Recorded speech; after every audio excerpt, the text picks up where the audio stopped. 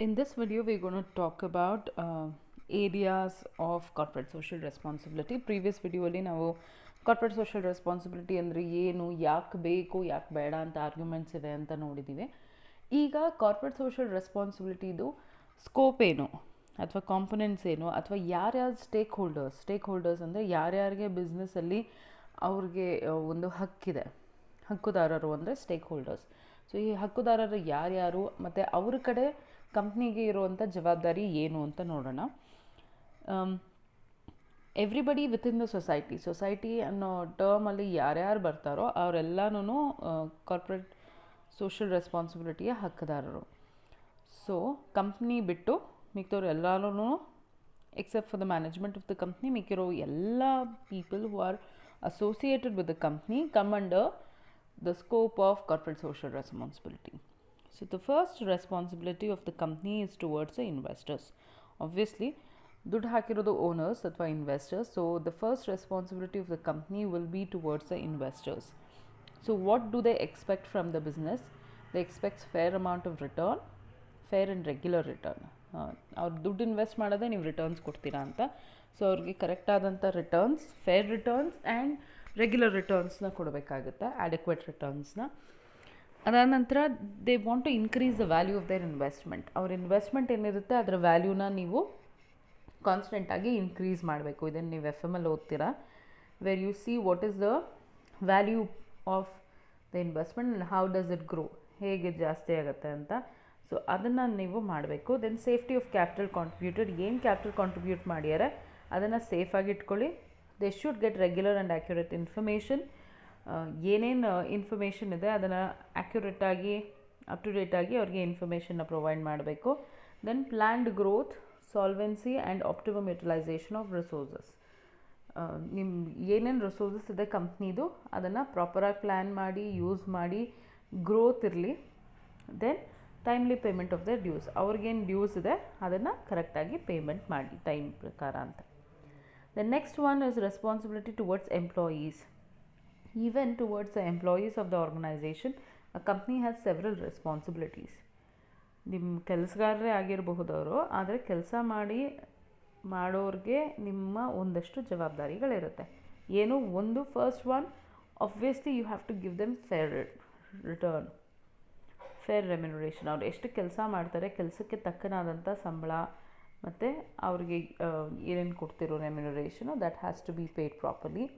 You have to give them safe working conditions, ಒಳ್ಳೆ working conditions, good and safe working conditions. ಅವ್ರಿಗೇನು strain ಆಗದೆ ಇರೋ ಹಾಗೆ, ಎಲ್ಲ ಸೇಫ್ಟಿ ಇರೋ ಹಾಗೆ, ಆಕ್ಸಿಡೆಂಟ್ ಆಗದೆ ಇರೋ ಹಾಗೆ ಒಳ್ಳೆ ವರ್ಕಿಂಗ್ ಕಂಡೀಷನ್ಸ್ನ ಕೊಡಬೇಕು. ಸೆಕ್ಯೂರಿಟಿ ಆಫ್ ಜಾಬ್ನ ಕೊಡಬೇಕು, job security is a must. Then welfare amenities ಅಂದರೆ ಹೌಸಿಂಗ್ ಅಥವಾ ಮೆಡಿಕಲ್ ಫೆಸಿಲಿಟೀಸ್, ಕ್ಯಾಂಟೀನ್ ಫೆಸಿಲಿಟೀಸ್, ಈ ರೀತಿಯಾದಂಥ facilities. Then even retirement benefits. ಅವ್ರು ನಿಮ್ಮಲ್ಲಿ ಕೆಲಸ ಮುಗಿಸಿದ ನಂತರ ಅವ್ರು ರಿಟೈರ್ಡ್ ಆದಾಗೂ ಕೂಡ ಅವ್ರ ರಿಟೈರ್ಮೆಂಟ್ನ ಲೈಫ್ ಆರಾಮಾಗಿ ಕಳೆಯೋ ರೀತಿ ಅವ್ರಿಗೆ benefits like pension, insurance, gratuity, ಈ ಥರದ್ದು. Then you should also provide them with opportunities for self development. ಅವರ ಮುಂದುವರಿಯೋದಕ್ಕೆ, ಅವ್ರ ಡೆವಲಪ್ಮೆಂಟಿಗೆ ಕೂಡ ನೀವು ಸಾಕಷ್ಟು ಆಪರ್ಚುನಿಟೀಸ್ನ ಕ್ರಿಯೇಟ್ ಮಾಡಿ ಕೊಡಬೇಕು in the form of education, training. ಈ ಕೆಲವು ಕಂಪ್ನೀಸಲ್ಲಿ ನೀವು ನೋಡಿರ್ತೀರ, they give you loans if you want to continue study. ನೀವು ಸ್ಟಡಿ ಕಂಟಿನ್ಯೂ ಮಾಡಬೇಕು ಅಂದರೆ MBA ಮಾಡ್ತೀರಾ ಅಥವಾ CA ಮಾಡ್ತೀರಾ ಅಂದರೆ, ಅಥವಾ ICAI ಮಾಡ್ತೀರಾ, ನಾಟ್ ICAI, CA, CMA, ಈ ಥರ ಕೋರ್ಸ್ಗಳಿರ್ತವೆ. ಆ ಥರ ಕೋರ್ಸ್ಗಳು ನೀವು ಕಂಟಿನ್ಯೂ ಮಾಡ್ತೀರಾ ಅಂದರೆ ಅವ್ರು ನಿಮಗೆ ಲೋನ್ಸ್ ಕೊಡ್ತಾರೆ, ಹಾಲಿಡೇಸ್ ಕೊಡ್ತಾರೆ, ಸ್ಟಡಿ ಹಾಲಿಡೇಸ್ ಕೊಡ್ತಾರೆ, lot of facilities which are provided. ಆ ರೀತಿಯಾದಂಥ facilities, training facilities, self development facilities, promotion opportunities, ಈ ಥರದ್ದು ಕೊಡಬೇಕು. ದೆನ್ ವರ್ಕರ್ಸ್ ರೈಟ್ನ ರೆಕಗ್ನೈಸ್ ಮಾಡಬೇಕು. Workers also have certain amount of rights. So ಅವ್ರ ಟ್ರೇಡ್ ಯೂನಿಯನ್ಸ್ನ, ಅವ್ರ ಕಲೆಕ್ಟಿವ್ ಬಾರ್ಗೇನಿಂಗ್ ಪವರ್ನ ನೀವು ಎನ್ಕರೇಜ್ ಮಾಡಲೇಬೇಕು, ಅದನ್ನು ಐಡೆಂಟಿಫೈ ಮಾಡಲೇಬೇಕು. ನೀವು ಯಾರು ವರ್ಕರ್ಸ್ ಯೂನಿಯನ್ ಇದ್ದರೆ ನೀವು ಯಾರು ಬಂದು ಮಾತಾಡೋಕ್ಕೆ ಅನ್ನೋ ಹಾಗಿಲ್ಲ. You have to give them the power of collective bargaining. Then opportunity to participate in profits. Should also give them opportunity to participate in profits in the form of ಬೋನಸ್ನ ಅವ್ರಿಗೂ ಕೂಡ ಹಂಚಬೇಕು, ಯಾಕೆಂದರೆ ಅವರಿಂದನೂ ನಿಮಗೆ ಪ್ರಾಫಿಟ್ ಬಂದಿರೋದು. So give them a certain amount of profit in the form of bonus. Then opportunity to participate in decision making. ಕಂಪ್ನಿಯ ಡಿಸಿಷನ್ಸಲ್ಲಿ ಅವ್ರಿಗೂ ಭಾಗವಹಿಸೋ ಆಪರ್ಚುನಿಟಿನ create ಮಾಡಿಕೊಡ್ಬೇಕು. Job satisfaction, continuity of service, grievance settlement process. Grievance ಅಂದರೆ ಅವ್ರಿಗೇನಾದರೂ ತೊಂದರೆಗಳಿದ್ದರೆ ಅದನ್ನು ಹೇಗೆ settle ಮಾಡ್ತೀರಾ, ಅದಕ್ಕೊಂದು proper procedure settle ಮಾಡಿಕೊಡ್ಬೇಕು, procedure establish ಮಾಡಿಕೊಡ್ಬೇಕು. ಮತ್ತು ಅವ್ರಿಗೇನಾದರೂ ಇಶ್ಯೂಸ್ ಬಂದರೆ ಆ ಇಶ್ಯೂಸ್ನ ಸಾಲ್ವ್ ಮಾಡಿ ಕೂಡ ಕೊಡಬೇಕು.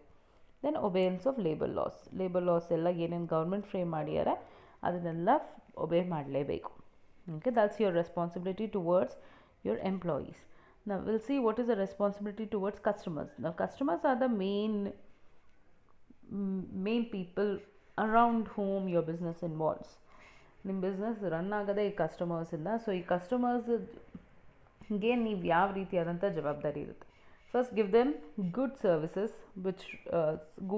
Goods and services which suit their requirements. ಅವ್ರಿಗೆ ಯಾವ ರೀತಿಯಾದಂಥ ಪ್ರಾಡಕ್ಟ್ಸ್ ಬೇಕೋ, ಸರ್ವಿಸಸ್ ಬೇಕೋ, ಆ ರೀತಿಯಾದಂಥ ಪ್ರಾಡಕ್ಟ್ಸ್ ಆ್ಯಂಡ್ ಸರ್ವಿಸಸ್ನ ಅವ್ರಿಗೆ ಸಪ್ಲೈ ಮಾಡಬೇಕು.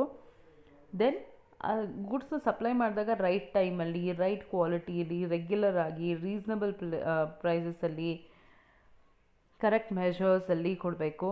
Give them proper after sale service. ನಿಮ್ಮ ಪ್ರಾಡಕ್ಟ್ಸ್ ಏನೋ ಆದರೆ ಆಫ್ಟರ್ ಸೇಲ್ ಸರ್ವಿಸ್ನ ಕೊಡಿ ಕರೆಕ್ಟಾಗಿ. ದೆನ್ ಅಲ್ಲೂ ಕೂಡ ಕಸ್ಟಮರ್ ರಿಡ್ರೆಸಲ್, ಗ್ರೀವೆನ್ಸ್ ರಿಡ್ರೆಸಲ್ ಫೋರಮ್ಸ್ನ ಸೆಟಪ್ ಮಾಡಿ, ಪ್ರಾಡಕ್ಟ್ಸ್ನ ಸೇಫಾಗಿ ತಯಾರು ಮಾಡಿ. And even on the product you should furnish all the necessary information relating to the product. ಆ ಪ್ರಾಡಕ್ಟ್ ಮೇಲೂ ಕೂಡ ನೀವು ಎಲ್ಲ ರೀತಿಯಾದಂಥ ಇನ್ಫಾರ್ಮೇಷನ್ ಪ್ರಾಡಕ್ಟಿಗೆ ಸಂಬಂಧಪಟ್ಟಿದ್ದನ್ನ ಫರ್ನಿಷ್ ಮಾಡಬೇಕು. ಯಾವಾಗ ಮ್ಯಾನುಫ್ಯಾಕ್ಚರ್ ಮಾಡಿದ್ದು, ಯಾರು ಮ್ಯಾನುಫ್ಯಾಕ್ಚರ್ ಮಾಡಿದ್ದು, ಏನೇನೆಲ್ಲ ಇಂಗ್ರೀಡಿಯೆಂಟ್ಸ್ ಇದೆ, ಹೆಂಗೆ ಯೂಸ್ ಮಾಡಬೇಕು, ಅದೇನಾದರೂ ಅಡ್ವರ್ಸ್ ಎಫೆಕ್ಟ್ಸ್ ಇದ್ದರೆ ಅದು, ಎಕ್ಸ್ಪೈರಿ ಡೇಟು, ಪ್ರೈಸ್, ಈ ರೀತಿ ಎಲ್ಲ ರೀತಿಯಾದಂಥ ಇನ್ಫಾರ್ಮೇಷನ್ ಅಲ್ಲೂ ಕೂಡ ಫರ್ನಿಷ್ ಮಾಡಬೇಕು. ದೆನ್ ಅನ್ಎಥಿಕಲ್ ಪ್ರಾಕ್ಟೀಸಸ್ನ ಪ್ರಾಕ್ಟೀಸ್ ಮಾಡಬಾರ್ದು. ಅಡಲ್ಟ್ರೇಷನ್, ದೆನ್ ಹೋರ್ಡಿಂಗ್, ಯಾವುದೇ ರೀತಿಯಾದಂಥ ಎಕ್ಸ್ಪ್ಲೋಟೇಷನ್ ಮಾಡಬಾರ್ದು. ಆಮೇಲೆ ಮಿಸ್ಲೀಡಿಂಗ್ ಅಡ್ವರ್ಟೈಸ್ಮೆಂಟ್ಸ್ನ ಹಾಕಬಾರ್ದು. No misleading advertisements. Then consumer ಫೋರಮ್ಸ್ನೂ ಕೂಡ ಎನ್ಕರೇಜ್ ಮಾಡಬೇಕು. You should allow them to establish consumer forums for their protection. Then you also have responsibility towards creditors, suppliers and others. ಅಂದರೆ ನಿಮಗೆ ಸಾಲ ಕೊಡೋರ ಬಗ್ಗೆ ಕೂಡ ನಿಮಗೆ ಒಂದಷ್ಟು ಜವಾಬ್ದಾರಿ ಇರುತ್ತೆ. ಏನು, ಒಂದು, ನಿಮಗೆ ಸಾಲ ಕೊಡೋರು ನಿಮಗೆ ಕಣ್ಮುಚ್ಕೊಂಡು ಸಾಲ ಕೊಡೋಲ್ಲ. They will ask you various information before they give you any amount of money or any credit. So ಅವ್ರಿಗೆ ಕರೆಕ್ಟಾದಂಥ ಇನ್ಫಾರ್ಮೇಷನ್ನ ಸಪ್ಲೈ ಮಾಡಬೇಕು ನೀವು. Then have good relationship between businessmen and your borrowers. Have a good inter relationship between them. Also make sure that you make the payments timely ಪೇಮೆಂಟ್ಸ್ನ ಕೂಡ ಮಾಡಬೇಕು. Then responsibility towards government ಪರವಾಗಿ ಕೂಡ you have responsibilities. You should make sure that you comply with all the applicable laws. ಗೌರ್ಮೆಂಟ್ನವರು ಒಂದಷ್ಟು ರೂಲ್ಸ್ನ frame ಮಾಡಿರ್ತಾರೆ, ಎಲ್ಲ ರೂಲ್ಸ್ನು ಫಾಲೋ ಮಾಡಬೇಕು. ಕಂಪ್ನೀಸ್ ಆ್ಯಕ್ಟ್ ಇರುತ್ತೆ, ಲೇಬರ್ ಲಾಸ್ ಇರುತ್ತೆ, ಇನ್ಕಮ್ ಟ್ಯಾಕ್ಸ್ ಲಾಸ್ ಇರುತ್ತೆ. ಸೊ ಎಲ್ಲ ಲಾಸ್ನೂ ನೀವು ಫಾಲೋ ಮಾಡಬೇಕು. ಹಾಗೆ ಎಲ್ಲ ಟ್ಯಾಕ್ಸಸ್ನ ಕರೆಕ್ಟಾಗಿ ಟೈಮ್ಲಿ ಪೇಮೆಂಟ್ ಮಾಡಬೇಕು. Be it income tax, sales tax, excise duty, customs duty, ಈ ರೀತಿ ಎಲ್ಲ ಟ್ಯಾಕ್ಸ್ನು ಹಾನೆಸ್ಟಾಗಿ ಟೈಮ್ಲಿ ಪೇಮೆಂಟ್ ಮಾಡಬೇಕು. And encourage fair trade practices. Avoid monopoly and concentration of economic part. ಕೆಲವು ಜನಗಳಲ್ಲಿ ಮೊನೋಪಲಿ ಮತ್ತು ಎಕನಾಮಿಕ್ ಪಾರ್ಟ್ ಕಾನ್ಸಂಟ್ರೇಟ್ ಆಗೋದನ್ನ ಅವಾಯ್ಡ್ ಮಾಡಿ. ನ್ಯಾಷನಲ್ ರಿಸೋರ್ಸಸ್ ಏನಿದೆ ಅದನ್ನು ಪ್ರಾಪರಾಗಿ ಯುಟಿಲೈಸ್ ಮಾಡ್ಕೊಳ್ಳಿ. Then avoid corrupting public servants. Don't give bribe to public servants. Then respect community and citizens of the country. Contribute to national goals ಏನಿರುತ್ತೆ, national image build ಮಾಡೋದಕ್ಕೆ ನಿಮ್ಮ contribution ಎಷ್ಟಾಗುತ್ತೋ ಅಷ್ಟನ್ನು ನೀವು ಪ್ರೊವೈಡ್ ಮಾಡಿ. ಅದೇ ರೀತಿ ಈವನ್ ಗೌರ್ಮೆಂಟ್ನ ನ್ಯಾಷನಲ್ ಪ್ರಾಬ್ಲಮ್ಸ್ ಏನಿರುತ್ತೆ ಅದನ್ನು ಸಾಲ್ವ್ ಮಾಡೋಕ್ಕೆ ನಿಮಗೆ ಎಷ್ಟು ಸಾಧ್ಯನೋ ಅಷ್ಟು ಪ್ರಯತ್ನನೂ ಪಡಿ. ಲೈಕ್ ಬ್ಯಾಕ್ವರ್ಡ್ ಏರಿಯಾಸ್ನ ಡೆವಲಪ್ ಮಾಡೋದು, ಅಥವಾ ಅನ್ಎಂಪ್ಲಾಯ್ಮೆಂಟ್ ಪ್ರಾಬ್ಲಮ್ಸ್ನ ಸಾಲ್ವ್ ಮಾಡೋದು, ಅಥವಾ ಪಾವರ್ಟಿ ಪ್ರಾಬ್ಲಮ್ಸ್ ಸಾಲ್ವ್ ಮಾಡೋಕ್ಕೆ ಆದಷ್ಟು ಪ್ರಯತ್ನ ನಿಮ್ಮ ಕೈಯಿಂದ ಎಷ್ಟಾಗುತ್ತೋ ಅಷ್ಟನ್ನು ಮಾಡಿ ಅಂತ ಹೇಳ್ತಾರೆ. Then they also have responsibility towards community and society. General community ಮತ್ತು ಸೊಸೈಟಿ ಬಗ್ಗೆ ಕೂಡ you do have certain responsibilities, something like you have to maintain fair business policies and practices, make best possible use of society's resources ಏನಿದೆ ಅದನ್ನು ಕರೆಕ್ಟಾಗಿ use ಮಾಡ್ಕೊಳ್ಳಿ. Keep environment healthy and free from all types of pollution. Environment belongs to all of us. Was a beautiful saying. ಬಿ ಎಲ್ನವರು ಒಂದು ತುಂಬ ಚೆನ್ನಾಗಿರೋ hoarding ಹಾಕ್ಯಾರೆ. ಅವನೇನು ಹೇಳ್ತಾರೆ ಅಂದರೆ, ಇಲ್ಲಿ ನಟ್ಟಿರೋ ಅಂಥ ಗಿಡಗಳು, ನಾವು ಕುಡಿಯೋ ಗಾಳಿ, ನೀರು, ಜಲ, ಇವೆಲ್ಲನೂ ನಮಗೆ ಪೂರ್ವಜರಿಂದ ಬಂದಿರೋ ಉಡುಗೊರೆ ಅಲ್ಲ, ನಾವು ಮುಂದಿನ ಜನ್ರೇಷನ್ನಲ್ಲಿ ತೊಗೊಂಡಿರೋಂಥ ಲೋನ್ ಅಂತ. ಅಂದರೆ it tells you that it's important to protect the environment. ನೀವೇನು ತೊಗೋತೀರಾ, ಏನೇನು ಯೂಸ್ ಮಾಡ್ತಿದ್ದೀರಾ ಇವಾಗ, ಇದು ನಿಮ್ಮ ಮಾತ್ರ ಸೇರಿದ್ದಲ್ಲ, ನಿಮ್ಮ ಮುಂದಿನ ಜನ್ರೇಷನ್ಸ್ಗೂ ಸೇರಿದ್ದು. ಸೊ ಆದಷ್ಟು ನಿಮ್ಮ ಎನ್ವೈರ್ಮೆಂಟಲ್ಲಿರೋ ಹಲವಾರು ರಿಸೋರ್ಸಸ್ನ ಪ್ರೊಟೆಕ್ಟ್ ಮಾಡಿ ಅಂತ. So make sure that you protect your environment. Then provide adequate safety precautions. Don't lead to accidents. Bhopal gas tragedy ನಿಮಗೆ ಗೊತ್ತಿಲ್ಲ ಅನ್ಕೋತೇನೆ.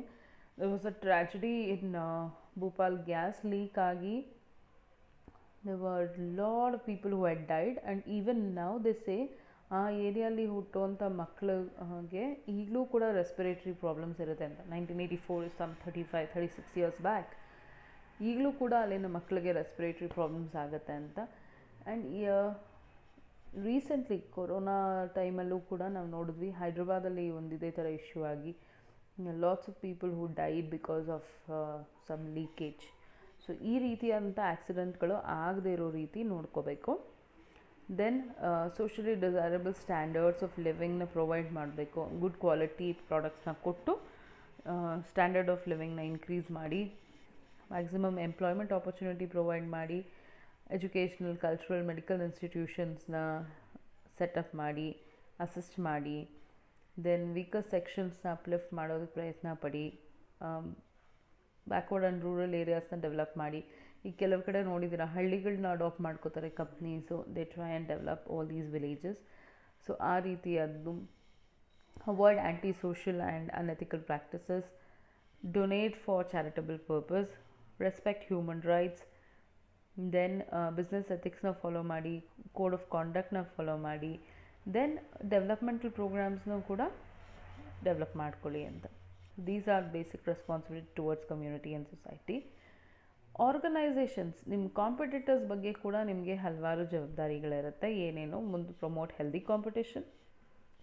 Don't unnecessarily get into unhealthy competitions, ಅದನ್ನು ಅವಾಯ್ಡ್ ಮಾಡಬೇಕು. Then respect to both tangible and intellectual property rights. Okay, this has become very important. ಇವಾಗ ನೋಡ್ತೀರಾ ನೀವು, imitation ಪ್ರಾಡಕ್ಟ್ಗಳು ಜಾಸ್ತಿ ಆಗಿದೆ.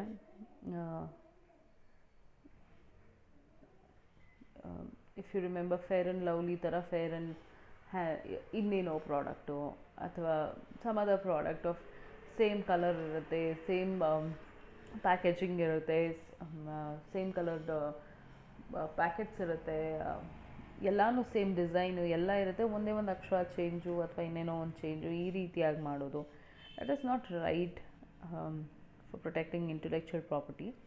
ಸೊ ಆ ರೀತಿಯಾಗಿ ಮಾಡಬೇಡಿ. Avoid duplicate products. Then foster ethical means and methods in business and do maintain healthy competition.